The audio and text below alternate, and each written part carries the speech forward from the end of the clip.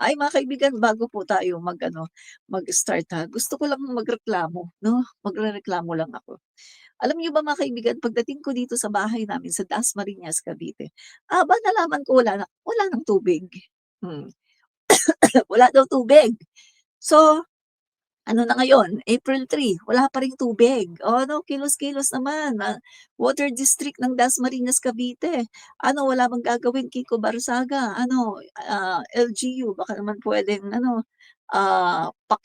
paki-tap naman ninyo yung water district natin. Ano, wala kaming tubig, 3 days na.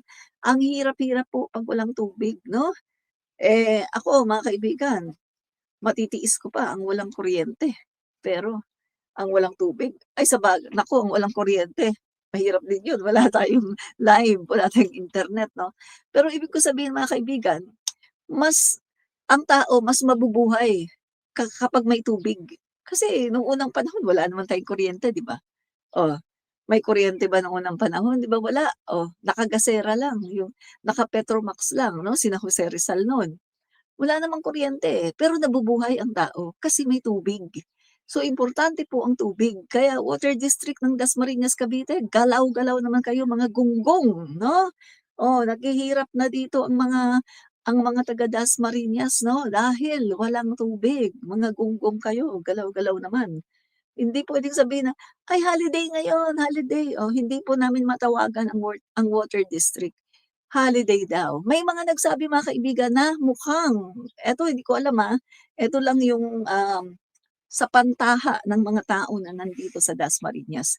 Mukhang, mukhang sinabotahe daw ng Prime Water ang water district. Kasi nga mga kaibigan, tinanggal na po yung Prime Water. Alam naman natin sino yung Prime Water, 'di ba? Oh, Villar. O dahil daw sa galit 'no, hindi natin alam kung totoo ito, pero ito po yung mga sinasabi ng mga tao dito, ito yung kanilang haka-haka na, malamang daw sinabotahe yung, ah, patubig dito 'no, kasi tinanggal na nga yung prime water at, water district na ngayon. So, hindi natin alam 'no, kung ano ang tunay na nangyari. So, sana mga kaibigan 'no, sana naku, kung gagawa pa lang sila sa Monday, so malamang kung malawakan ang ano niyan, ang pagkasira niyan, malamang mga 3 days, 4 days, saka pa kami magkakaroon ng tubig. Pero meron na pong nag-offer sa'kin 'no na, ah, makiigib 'no sa kanilang lugar 'no, dito din sa Dasmariñas. Barangay Barangay Sampaloc 2 'no, kasi kami po ay ibang barangay 'no. So, sa kanila daw sa Barangay Sampaloc 2, iba yung kanilang kongresista, hindi po kay Barsaga 'no. Um, Kumbaga mga kaibigan, puwede daw akong mag-igib dun, 1 to sawa, 'yan. 'Yan, may nag-offer na po sa'kin. So, sabi ko 'pag hindi ta 'pag tumagal pa 'to tapos maubos na yung aming stock na tubig, yun mapipilitan talaga ako na umigib 'no. Kasi ang problema naman guys ay problema namin hindi inumin kasi siyempre hindi na kami umiinom sa faucet 'no, mineral water na kami. So ang problema namin panlaba, panligo, buhos ng CR, pang-wash ng mga dishes 'no, 'yan po ang problema kapag walang tubig 'no. So 'yan mga kaibigan 'no, galaw-galaw na kayo diyan 'no, yung lahat ng involved dito, galaw-galaw na kasi kawawa po ang mga tao dito sa Dasmariñas, Cavite. So malawakan po ito mga kaibigan, eh, 'no, maraming barangay ang walang tubig sa Dasmariñas, Cavite, 'no. Kiko Barsaga, anong ginagawa mo diyan, oh? Ikaw ba ay, ano si Kiko bagay hindi ako updated 'no, kasi tagal ko sa Malaysia, eh. Hindi ako updated kung si Kiko ba ay congressman pa. Mamaya update ko sarili ko. Okay mga kaibigan, start na po tayo 'no. Eto ang ating unang topic, Akbayan Solon hopes VP Sara impeachment trial starts before SONA. Akbayan Party List Percy Sendanya expressed hope that the impeachment trial in the Senate will begin before President Ferdinand Marcos Jr.'s fifth State of the Nation address in July. Naku guys, malapit na pala ang State of the Nation address ng ating Pangulo sa July, no? So, Sandanya added that he is hopeful the House Committee on Justice will conclude the impeachment hearings on the complaints against Vice President Sara Duterte during the break. The session is set to resume on May 4. Yan mga kaibigan, no? So, sana nga mga kaibigan, no, itong impeachment trial, no, ni Vice President Sara Duterte ay talagang mag-umpisa, no, bago po magkaroon ng SONA ang ating Pangulong Bongbong Marcos Jr. No, mga kaibigan, so exciting! Excited na ba kayo mga kaibigan? Oh, mag-prepare na po tayo guys, no, ng maraming popcorn at talaga namang tayo'y talagang tayo tutok na, no, sa Kongreso at para manood po itong impeachment trial ni Vice President Sara Duterte, mga kaibigan, no. So, kailangan po ay atin na itong i-push natin ito ng mabilis. Nang sa gano'n mga kaibigan ay mabilis din yung pagdedesisyon, no? Yung final decision kung siya ba ay tuluyang mai-impeach or hindi, no? So mga kaibigan, ano po ang masasabi niyo dito? O gusto niyo po bang ma-impeach ng tuluyan itong si Vice President Sara Duterte? Dito po mga kaibigan sa mga aligasyon na ibinabato sa kanya. Yan. Sana umpisahan na yan, ng impeachment deposit. Sabi po ni Rolando Madarang 5761. Tama ka diyan 'no, Rolando Madarang 'no, dapat talaga na maumpisahan na itong impeachment ni Pusit Sara. VMB Lucy, hello, good morning Admin Rich, good morning din po sa inyo 'no, VMB Lucy, maraming pong salamat 'no. Correct, mas important ang water, sabi po ni Ron Reyes. Ay tumpak po kayo diyan, importante talaga ang tubig. Kasi nung unang panahon nga, panahon ng mga bayani natin, Jose Rizal, kita niyo naman 'di ba, nakalampara, naka-Petromax, oh, wala namang wala namang kuryente during that time, 'di ba? Pero nabubuhay ang tao. Pero 'pag walang tubig, ay naku, 'yun ang problema. Saan tayo iinom? Kuha tayo sa kanal? Kukuha tayo maghahanap tayo ng mga ng mga, ano bang tawag dun, yung batis? Eh, mabuti kung nasa province tayo. 'No, eh, nandito sabagay nasa province ako marami ditong mga mga body of water sa Cavite 'no. Ang problema yung mga nasa Manila, oh, saan kayo maghahanap ng tubig? Sa kanal, sa estero, oh. Eh, napakadumi nun. At least dito sa amin sa Cavite, oh, meron ka pang makukuha dito na mga malinis-linis 'no, sa mga batis, sapa, oh, 'di ba? Oh, ang problema yung mga nasa Metro Manila 'no, sa NCR kapag talagang walang tubig. So, para sa akin 'no, kahit mawalan ako ng kuryente for 1 week, pero 'wag lang ako mawalan ng tubig. Ang hirap po talaga ng mawalan ng tubig 'no, 'yan. Okay, at ang sabi naman ni, ah, Luisa Macmelon, "Hi Admin Rich, mabuhay ang bagong Pilipinas." Nabasa ko na pala 'to 'no. So tuloy tayo mga kaibigan, anong masasabi niyo sa una nating topic 'no? Payag po ba kayo 'no, na dapat talaga ay, maumpisa na ang impeachment trial ni Vice President Sara Duterte sa Senado bago pa man mag-umpisa ang 5th State of the Nation address ng ating Pangulong BBM. Oh, 'yan, marami pong salamat 'no, at, paki-comment po ang inyong sagot sa comment section.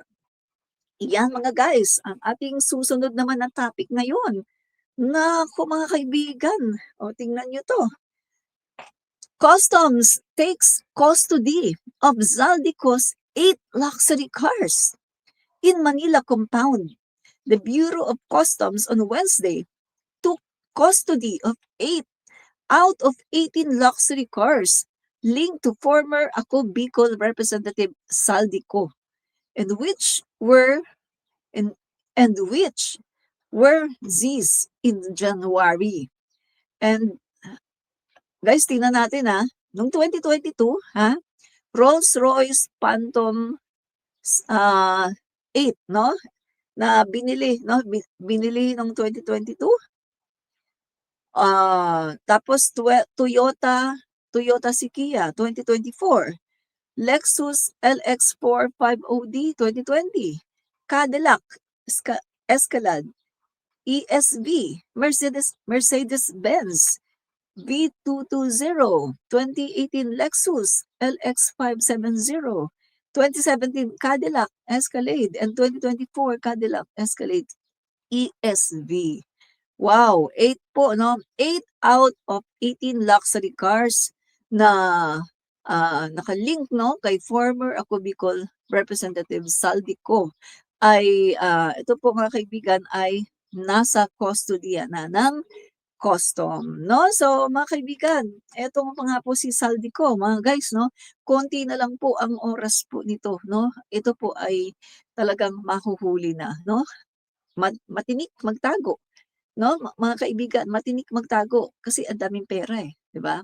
'Pag marami ka talagang pera, oh, lusot-lusutan ka lang sa iba-ibang mga bansa, oh. Kapag medyo inaalat ka na sa bansang ito, oh, lusot ka naman sa ibang bansa. Lalong-lalo na meron siyang Portuguese passport, 'di ba? Maraming gano'n guys, eh, maraming gano'n. Pero once na ang lahat ng kanyang mga assets ay ma-freeze or makuha na ng gobyerno natin, eh, siyempre guys 'no, wala na 'yang gagamitin.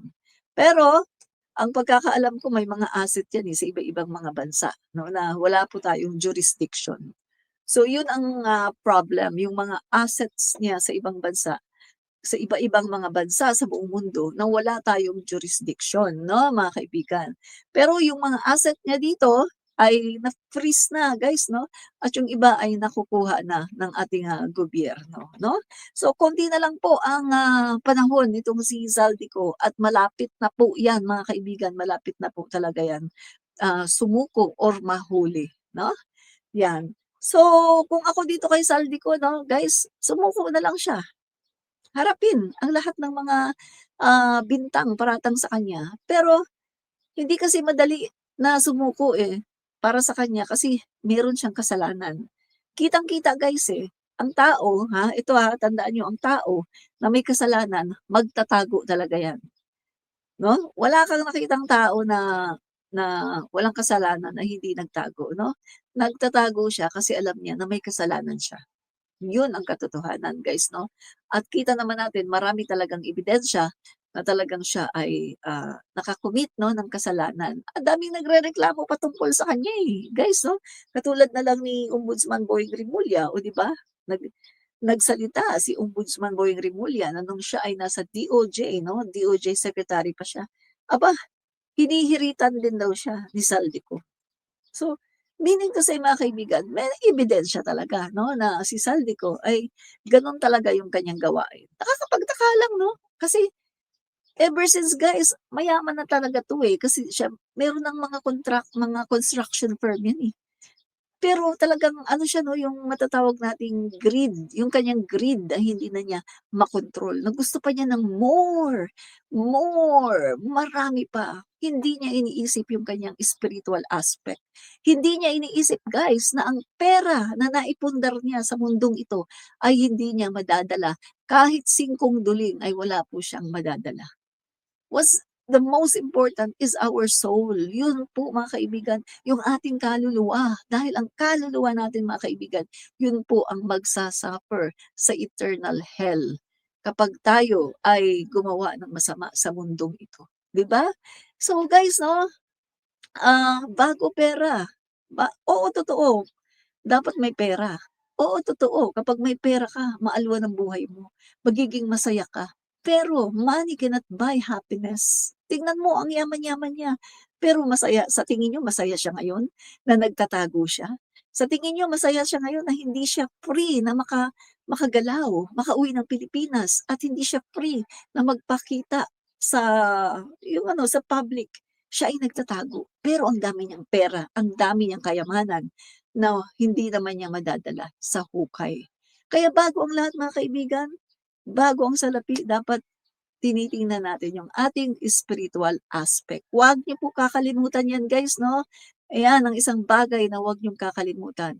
ang magkaroon po tayo ng pananampalataya sa ating Panginoon. Kahit gaano pa man kadami ang iyong problema, mga kaibigan, malalampasan mo 'yan kung meron kang pananalig sa Panginoon at kahit gaano pa man katindi ng dinadanas mo ngayon, mga kaibigan, lahat 'yan ay balewala dahil kapag ikaw ay tumingin sa itaas at ikaw ay talaga namang, humingi sa kanya ng tulong, hinding-hindi ka niya pahihindian. Guys, kumatok ka at ikaw ay pagbubuksan ng Panginoon.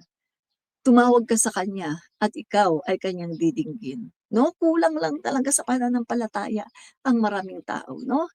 Lapit po tayo sa Panginoong Diyos, mga kaibigan, hindi po niya tayo pababayaan. At isa pa ha, mga kaibigan, kahit gaano man kalaki ang problema mo, hindi ka papayagan ng Panginoon na mag-undergo sa napakatinding problema na hindi mo kakayanin. Kaya niya inaalaw na magkaroon ka ng ganyang problema kasi alam niya na kaya mo. Kaya mo, huwag kang susuko, mga kaibigan, 'no? Huwag kang susuko, manalig ka sa Diyos at tumawag ka sa kanya sa lahat ng sandali. Hinding-hindi ka niya pababayaan, 'no?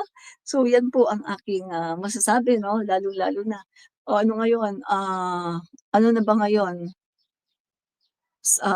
sandali, Holy ano ba ngayon? Ah, Friday na. So, Friday po ngayon, so meaning to say, ano bang tawag sa ano kapag Friday? Black hindi Black Saturday 'yun, eh. Ano nga ba yung kapag Friday guys? Sorry, hindi na kasi ako Katoliko, eh. Ano po ako, eh, born again 'no, born again born again Christian po 'no. So, matagal na po akong hindi Catholic since elementary 'no, elementary po, hindi na po ako Catholic. Good Friday, marami pong salamat kay Chris 'no, 'yan, Good Friday ngayon, 'yan, maraming maraming pong salamat. So, since elementary hindi na po ako Catholic guys 'no, nakakalimutan ko na yung mga terminologies 'no, sa, Catholic 'no.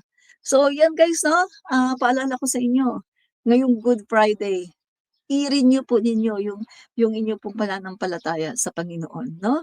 Yung atin pong faith sa Panginoon is a personal relationship natin sa kanya 'no, personal relationship. Huwag niyong sasabihin na, "Ay hindi ako nakakapagsimba regularly, ay ganito." Hindi po yun. Hindi po nasusukat sa pagsisimba 'no. Nasusukat po ito sa ating personal na relasyon sa kanya. Kahit halimbawa hindi ka nakakasimba every Sunday, kung ikaw ay patuloy na nananalangin sa kanya, hindi lang every Sunday, every day of your life, kahit saan ka man naroroon, ano pa man ang ginagawa mo, nananalangin ka sa kanya. It doesn't matter kahit hindi ka nakakasimba every Sunday. Tandaan niyo yan mga kaibigan, 'no? Ang atin pong pananampalataya sa Panginoon ay personal relationship natin sa kanya, na parang tatay, parang parang tatay natin na kinakausap natin everyday 'no. Halimbawa meron kang nararamdamang problem, "Lord, paano ba 'to? Ang laki ng problema ko, tulungan mo naman ako Panginoon kasi ganito, eh, hindi ko na alam gagawin ko," 'no? Gano'n yung usual na pakikipag-usap natin sa ating tatay 'no? Gano'n po mga kaibigan 'no, atin pong i-hone, atin pong i-develop yung ating personal relationship sa Panginoon 'no? Maraming maraming po salamat. Yan po mga kaibigan, paki-comment po dito ano po ang inyong masasabi sa ating pangalawang topic 'no, tungkol po kay Saldico 'no, ang pagkakabawi 'no ng kanyang, 8 luxury cars out of 18 luxury cars 'no. So dito na tayo mga kaibigan sa ating pangatlong topic guys 'no. Eto po ang sabi po ni Yuse Claire Castro, "Tayo po ay mapagmahal na nanay at mapagmahal na asawa. Kumbaga, isang asawang loyal, the ever faithful wife." Wow naman! Yan po ang sinabi ni Yuse Claire Castro 'no, na sa programang Sa Totoo Lang ng 1PH 'no. So, eto po mga kaibigan, yung atin pong, Yuse Claire Castro na talaga namang hinahangaan natin dahil talagang ang lagi pong sunog na sunog po dito ang mga DDS. Sa lahat po 'no ng mga sinasabi ng mga fake news ni Sara Duterte at ng mga DDS influencers at ng mga DDS followers, kapag si Yuse Claire Castro ay nagsalita na at nire-rebut yung kanilang mga fake news, aba, sunog agad, 'di ba? Burn kaagad sila mga kaibigan at talagang hindi na sila nakakaporma sa ating, Yuse Claire Castro. At yan nga ang, sabi nga ni Yusek, kitang-kita naman sa kanya na siya ay mapagmahal na nanay at mapagmahal na asawa 'no, at isang loyal at ever faithful wife. Oh, 'di ba mga kaibigan?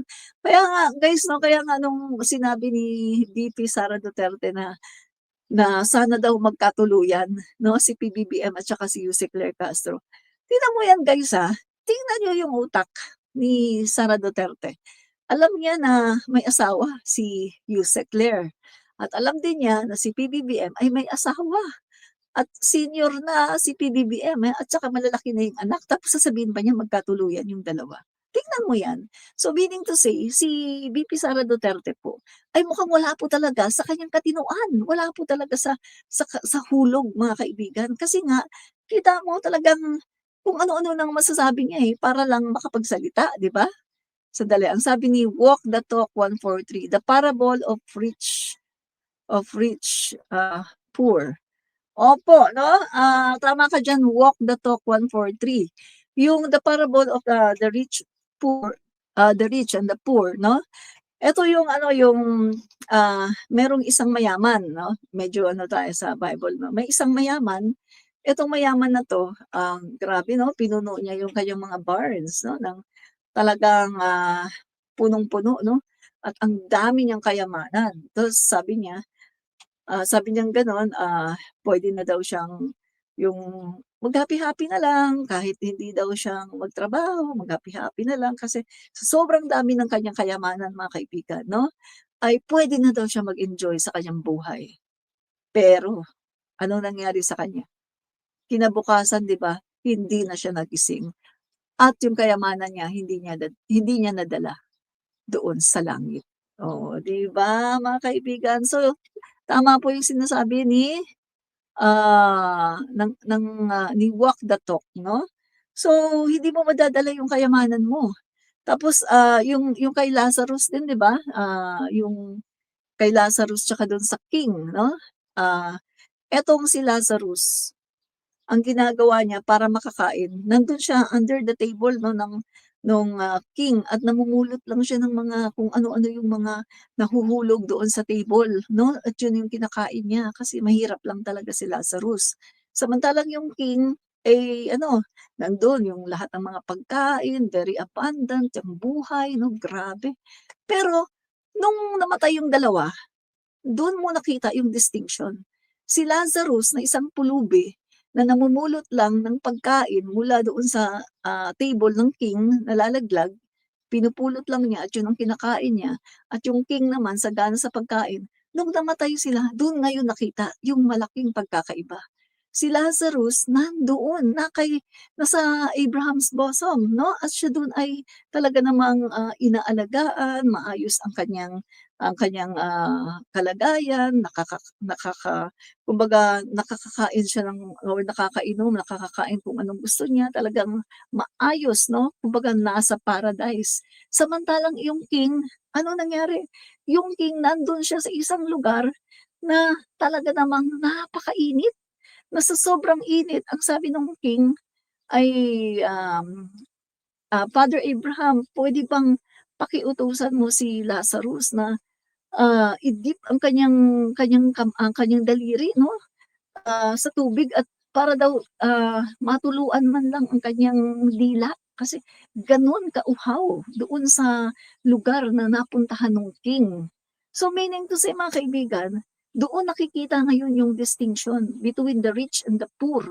Kapag ikaw nagpasasa ka sa mundong ito ng kayamanan, hindi ka gumawa ng, tama, nagpasasa ka sa kayamanan mo tapos yung isang mahirap lang na mabuting tao, 'pag namatay 'no, sa second life natin kapag namatay, doon mo makikita na yung mahirap ay maayos ang, nagiging kalagayan sa second life. At yung ito namang king 'no, na talaga namang very abundant, siya naman ang naghihirap, walang hanggang na paghihirap. 'di ba? So, mga kaibigan 'no, hindi pa po huli ang lahat. Ayusin po natin yung ating mga buhay, yung ating pong pakikitungo sa ating kapwa, at yung greed 'no, yung mga greed natin, mga greed ninyo diyan 'no, tungkol sa pera 'no. Okey lang po magkaroon ng pera, okey lang po kumita, pero dapat ay sa maayos na paraan, hindi po sa pagnanakaw. Hindi po katulad ng mga ginagawa ng ating mga ibang mga pulitiko na nagnanakaw, na grabe mga kaibigan,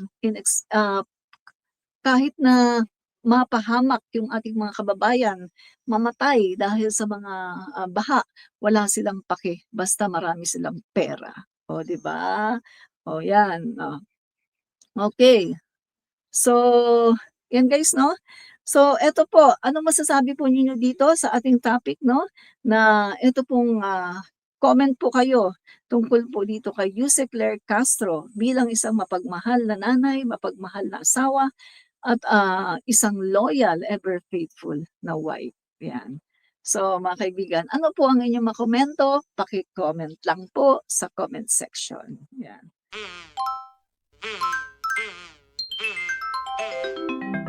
Kakulango.